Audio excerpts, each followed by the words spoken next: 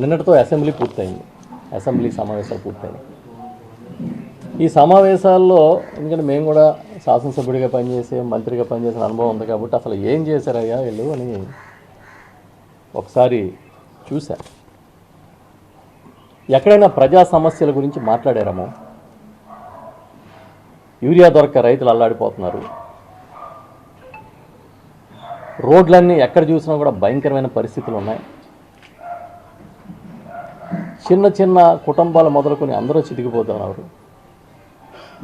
జగన్ గారు పెట్టిన పథకాలని కాపీ కొట్టి అమ్మఒడిని తల్లి వందనం అన్నా కూడా తల్లికి వందనం అన్న దాంట్లో లబ్ధిదారులను కవర్ చేయట్లేదు. కేంద్రం నుంచి రావాల్సిన నిధులు రావట్లేదు. రాష్ట్ర ఆదాయం పడిపోతుంది. ఎక్కడ సమస్యలు అక్కడే ఉన్నాయి. పోలవరంలోనేమో మీరు కట్టకముందే కట్టలు కొట్టుకుపోతూ ఉన్నాయి. ఏది చూసినా ఎక్కడ చూసినా సమస్యలమయంగా రాష్ట్రం కనబడుతుంది. దీని మీద ఏమైనా డిస్కస్ చేస్తారేమో అని అనుకున్నాం, కానీ ఇది ఏం డిస్కస్ చేయలేదు. కానీ వాళ్ళు ఏం డిస్కస్ చేశారంటే జగన్మోహన్ రెడ్డి గారిని అవమానం చేయడం, చిరంజీవి గారిని లాక్కురావడం. దాంట్లోకి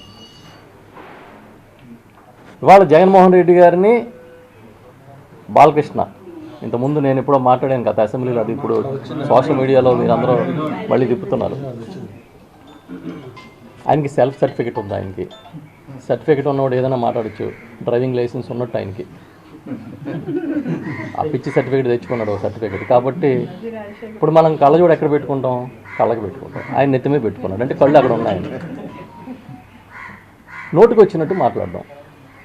ఏం మాట్లాడుతూ ఉన్నాడంటే ఆయన ఎవడాడు చిరంజీవి అని చిరంజీవి గారిని అవమానం చేస్తాడు. జగన్ గారిని సాక్షాత్తు మాజీ ముఖ్యమంత్రి గారిని పట్టుకుని సైకో అంటున్నాడు. పచ్చకాలంలోడికి అందరూ పచ్చ కనబడతారని, నువ్వు సైకో కాబట్టి నీకు అలా కనబడుతున్నాడేమో అని.